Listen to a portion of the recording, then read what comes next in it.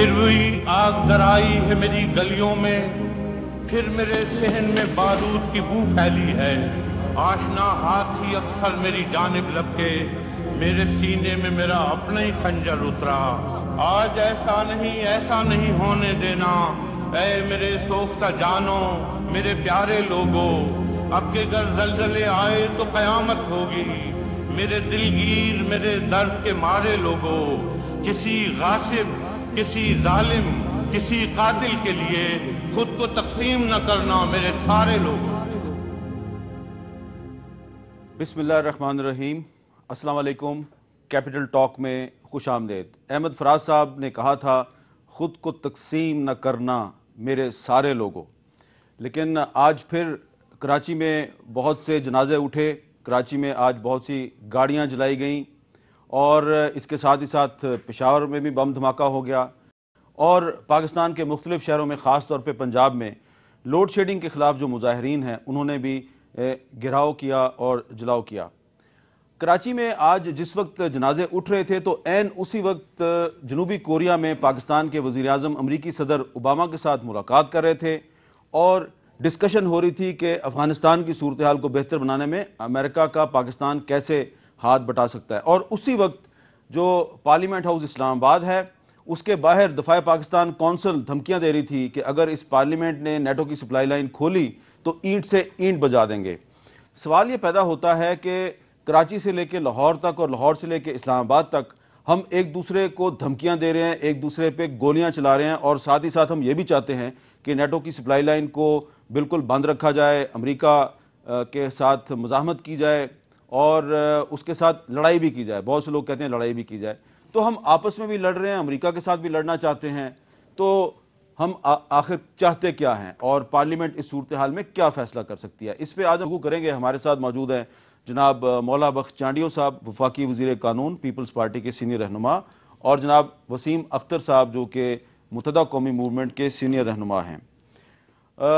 مولا بخش چانڈیو صاحب، جو پارلیمنٹ کے باہر اور اندر ہو رہا ہے اس پہ ہم بعد میں بات کریں گے۔ پہلے میں صرف یہ جاننا چاہتا ہوں، آپ وزیر قانون بھی ہیں، کہ کراچی میں آج ظلم ہوا، دو بھائی جو ہیں ان کے جنازے اٹھے، اس کے علاوہ تقریباً 7 لوگ جو ہیں ان کو شہید کر دیا گیا، گاڑیاں جل رہی تھیں جگہ جگہ، 38 گاڑیاں جل رہی تھیں، رینجرز اور پولیس صرف چائے پی رہی تھی، یہ کدھر تھے؟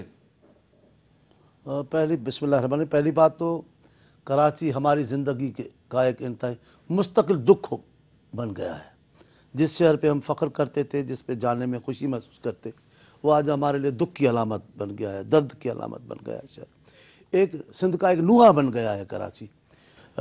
ہم تو چاہیں گے کہ کسی بھی قیمت پہ وہاں امن امان قائم ہو۔ جہاں تک جن اداروں کی آپ بات کرتے ہیں مجھے نہیں سمجھ میں آتا، میں وہاں کی صورتحال سے بھی کہ یہاں بیٹھا ہوں مجھے وہاں نہیں پتا۔ بعض اوقات وہ اپنا مؤثر کردار ادا کرتی بھی ہیں، اس موقع پر وہ کیوں خاموش رہی ہیں؟ آپ کی آواز سن کر اور آپ کی بات بھی سن کر میں بھی ابھی اس کو معلوم بھی کروں گا اور اس کی بات بھی کریں گے انشاءاللہ۔ لیکن ہر قیمت پہ کراچی پہ امن قائم ہونا چاہیے۔ لیکن میں آپ کے پاس 2-3 بار اس ایشو پہ بولا ہوں، حکومت ذمہ دار ہے اس بات کی کہ وہ امن امان قائم کرے، بلا شبہ اس میں کوئی شک نہیں، لیکن کراچی کا مسئلہ اکیلی حکومت نہیں حل کر سکے گی۔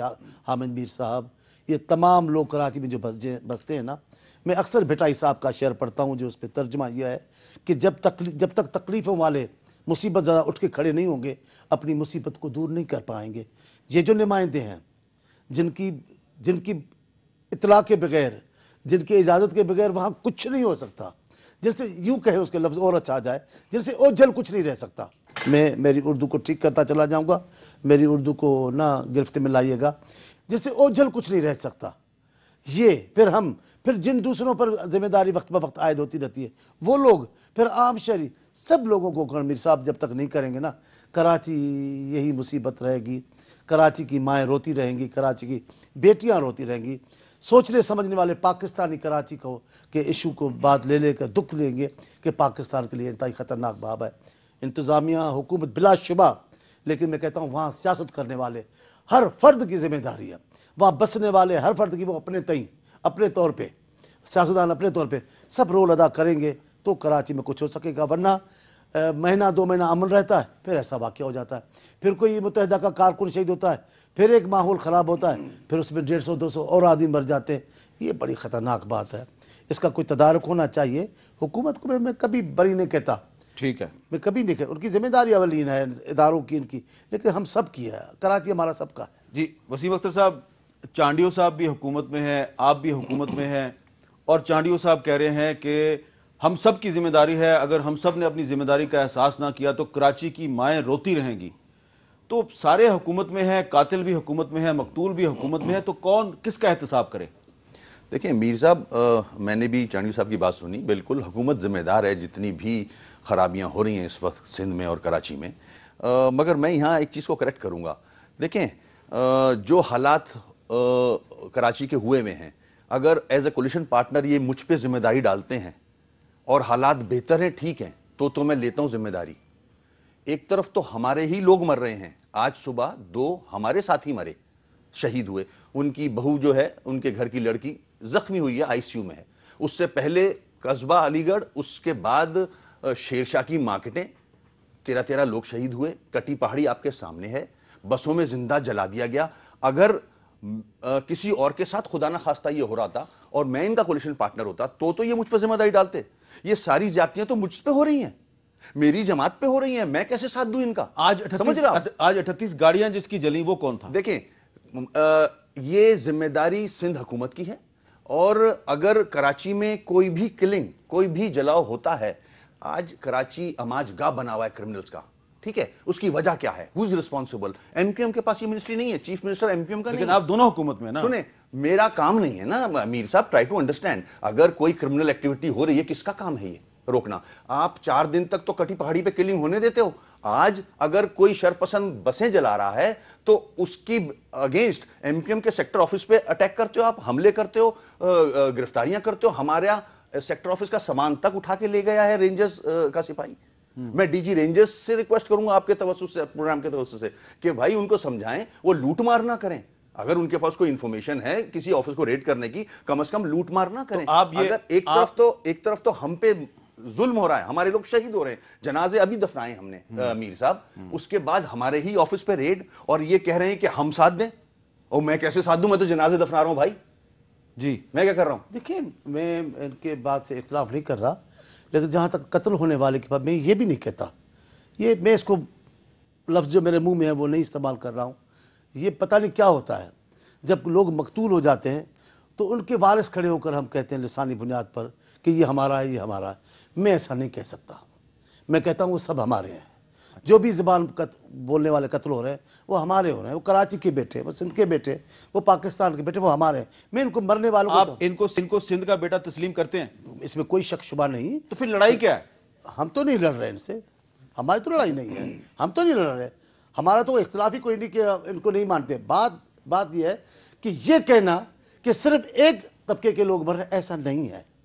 कई दिनों में कई मौकों पर सिर्फ सिंधी बोलने वाले कत्ल हुए, कई मौके पे सिर्फ पंजाबी बोलने वाले कत्ल। आज जिन लोगों की गाड़ियां चली हैं उनमें अक्सरियत ये कोई कर रहा है, कोई पठानों की है, जो कोई तबाही चाह रहा है। पॉइंट ये जो कह रहे हैं मैं एग्री करता हूं, कोई तबाही कर रहा है, वो इंसान मर रहा है, पाकिस्तानी मर रहा है, कोई तबाही कर रहा है। रिस्पॉन्सिबिलिटी किसकी है इसको रोकने की? तमाम लोगों की वो कह रहे हैं तमाम लोगों की। देखिए, मेरी जितनी रिस्पॉन्सिबिलिटी है मीर साहब, मैं वो पूरी कर रहा हूं। आप कोई भी वाकया दिखा दें जहां एम ने पहल की हो गई, हमने डिफेंसिव एटीट्यूड है हमारा, हम अपने आप को बचा रहे हैं। अभी 3 दिन पहले हमारे मुशायरे पे एएनपी के दहशतगर्दों ने फायरिंग की। अगर इतने ही सेंसिटिव हैं, इतने ही मोहताद है सिंध हुकूमत, तो उनको क्या किया उन्होंने अभी तक? कुछ किया? कोई रिएक्शन हुआ? जितना रिएक्शन तेज रेंजर्स ने हमारे ऑफिस पे किया, क्या उनको गिरफ्तार किया किसी ने? नहीं। लेकिन क्या अमीर साहब, क्या इन दोनों भाइयों के कातलों के ऊपर कोई एक्शन लिया? रेंजर्स ने लियारी में भी तो ऑपरेशन किया। सब वो दिखावा था सारा, आमिर मीर साहब, वो दिखावा था, रिजल्ट जीरो। देखिए, अगर वजीर होने पर सारा जिम्मेदार न करार दिया जाए। मैं वजीर की बात जब आप होम मिनिस्टर थे तो भी सबसे बड़ा कत्लेआम हुआ था इस शहर में। देखिए, आप तो जिम्मेदार नहीं है, जिम्मेदारियां नहीं डाल रहा हूं मैं, ऐसे ना करें। मैं आज की बात कर रहा हूं, मेरे जमाने में कम से कम खुदा ना खास्ता टारगेट किलिंग नहीं थी, किडनैपिंग फॉर रैंसम नहीं थी। 12 मई 2007 हुआ, ठीक है, वो अलग बात है। देखिए, मैं اگر ہم پیچھے جائیں تو پھر پاکستان توڑنے کی بات بھی کر لیتے ہیں، پھر وہی بات پھر بنگلہ دیش پہ نہیں آپ اس میں ایسے نہ کریں تو پھر نا۔ آگے چلیں، ہم تو آگے چلنے کے لیے اگر آپ دنیا کو بٹھا کے پارلیمنٹ میں فورن پالیسی بتاؤ گے، فورن پالیسی جب آپ کی ڈومیسٹک پالیسی عذاب میں ہے، آپ کے اندرون ملک آگ لگی ہوئی ہے، آپ ڈسکس کر رہے ہو فورن پالیسی؟ آپ کانٹریکٹ کلرز جو امریکہ کے تھے یہاں، ان کو تو ریمنڈ ڈیوس کو تو پکڑا نہیں جا سکا آپ سے، آپ یہاں کے کانٹریکٹ کلرز کو تو پکڑ لو کم از کم۔ نہیں پکڑا تھا ریمنڈ ڈیوس کو، پھر ملی بھگت کر کے چھوڑ دیا۔ کراچی میں جو کلنگ ہو رہی ہے میر صاحب، وہ کانٹریکٹ کلرز ہیں، اینڈ سندھ گورنمنٹ سرپرستی کر رہی ہے اس کی، سندھ گورنمنٹ سرپرستی کر رہی ہے۔ اگر نہیں کر رہی، سندھ گورنمنٹ میں تو آپ خود بھی ہیں نا۔ نہیں میرے پاس وہ محکمہ نہیں ہے میر صاحب، سن لیں ایک بات، دیکھیں میں اس لیے کہہ رہا ہوں، میں الزام نہیں لگا رہا، اگر میں لگاتار یہ باتیں کرتا رہوں، لسٹیں دیتا رہوں سندھ گورنمنٹ کو، خدا کا واسطہ ان کو پکڑو، اور وہ پکڑے نہیں جائیں اور وہ پھر بھی ایکٹیو رول ادا کر رہے ہیں کلنگ میں، فائرنگ میں، تو میں کیا سمجھوں گا؟ سندھ گورنمنٹ ہی ہے نا انوالو۔ جی ٹھیک ہے، اچھا میں اس پہ ذرا ایک رائے لیتا ہوں، قانونی رائے، نہ پیپلز پارٹی کی رائے، نہ ایم کیو ایم کی رائے، نہ اے این پی کی رائے۔ ہمارے ساتھ موجود ہیں سابق وفاقی وزیر قانون جناب اقبال حیدر صاحب۔ السلام علیکم اقبال حیدر صاحب۔ وعلیکم السلام حامد میر صاحب۔ اقبال حیدر صاحب، آپ کراچی میں موجود ہیں، آپ کیا کہیں گے کہ سیاسی گفتگو تو ہم کر رہے ہیں، قانونی لحاظ سے یہ جو کچھ بھی کراچی میں ہو رہا ہے، وسیم اختر صاحب کا کہنا ہے کہ محکمہ داخلہ جو ہے وہ پیپلز پارٹی کے پاس ہے، پیپلز پارٹی ریسپانسبل ہے کراچی میں امن و امان کی صورتحال کی، تو آپ اس پہ کیا کہیں گے؟ دیکھیے یہ تو خیر بہانے ہیں، بلکہ قوم اور ملک کے ساتھ جو حقیقت ہے مذاق ہو رہا ہے۔ کون کر رہا ہے؟ کون کر رہا ہے؟ جو حکمرانی کر رہے ہیں وہ حکمرانوں پر کوئی مورد الزام آ رہے ہیں،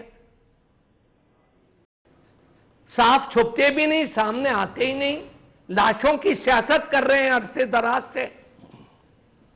کراچی کے شہری بے حال ہیں، کاروبار بند ہیں، بھتہ خوری کے خلاف احتجاج ہوتا ہے اور ساتھ میں مارکیٹیں بھی بند کی جاتی ہیں، دو وکیلوں کا قتل عام مسلسل ہو رہا ہے۔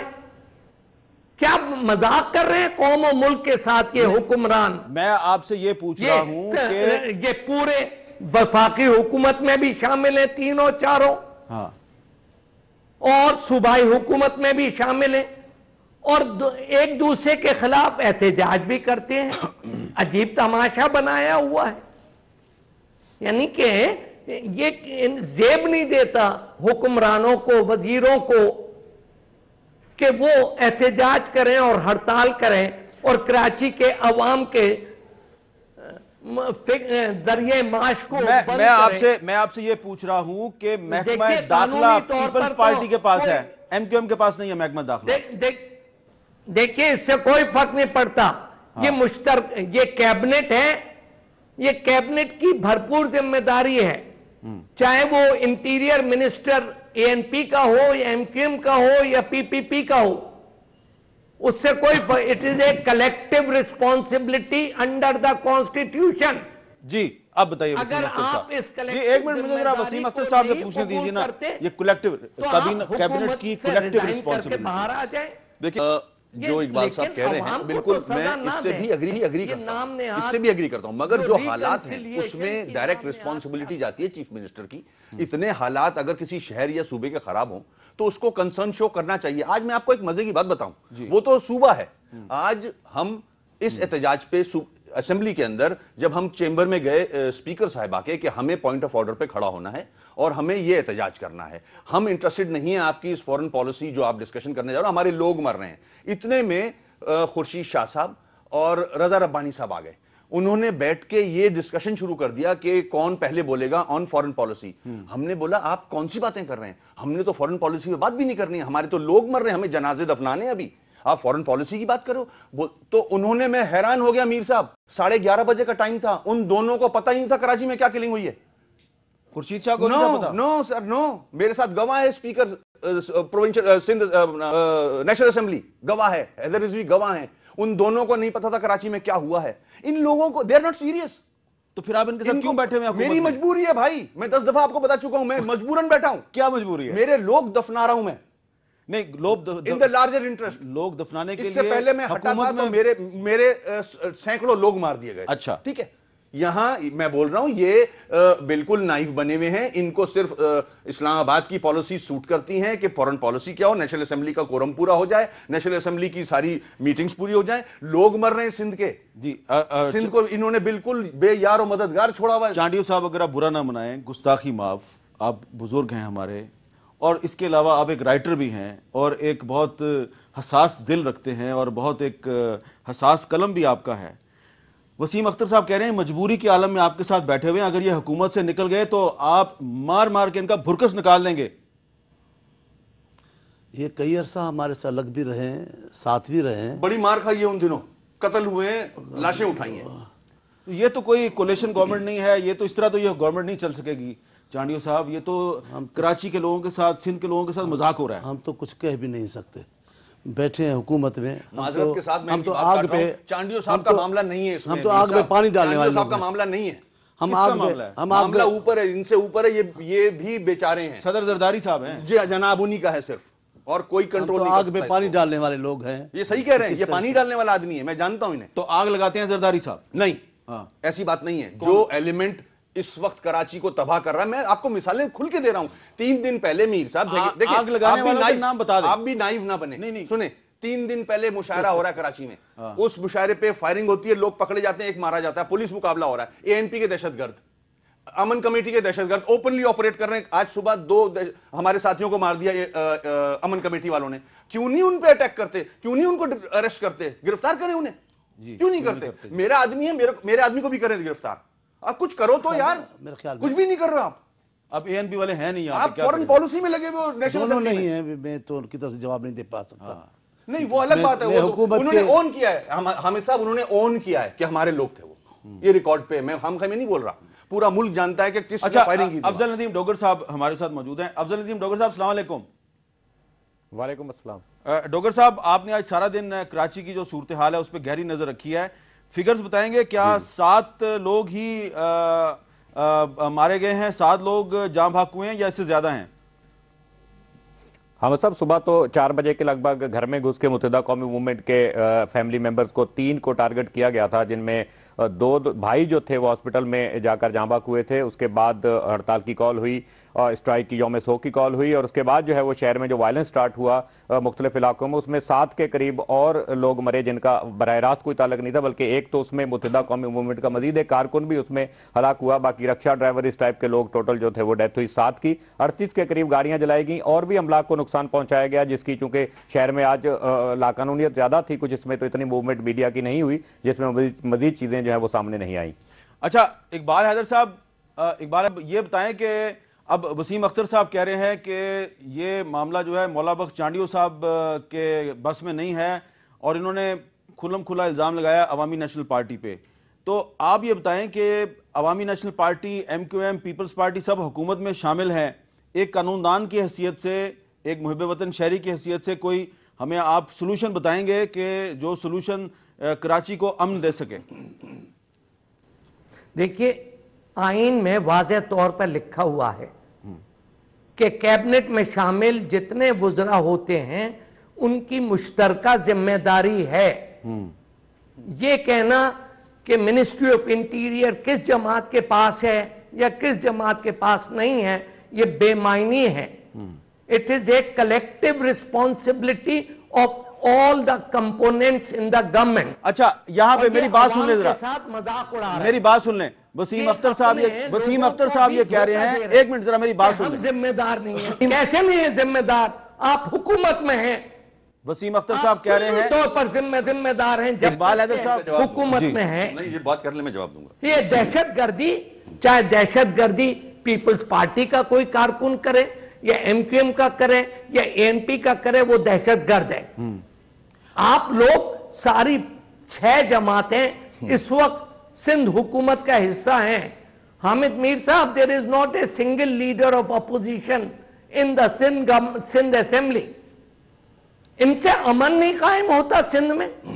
अच्छा, कराची का तो हालत है जार। वसीम अख्तर साहब ये कह रहे हैं कि हम हुकूमत में इसलिए हैं कि अगर हम हुकूमत से निकल गए तो फिर हमारे साथ कत्लो गारत होगी, ये कह रहे हैं। ये कत्लो गारत गरी का सिलसिला आज से नहीं, अरसे दराज से जारी है। कराची मैं- के मैं नाम जवाब देना नहाद चाहूंगा इनका। रहनुमा जो हैं वो कराची को पता नहीं क्यों सजा दे रहे हैं बदतरीन। अच्छा, इस पे आप वसीम अख्तर हमारे साहब से बात करते हैं, एक छोटा सा वक्फा लेना है, वक्त दोबारा मिलते हैं।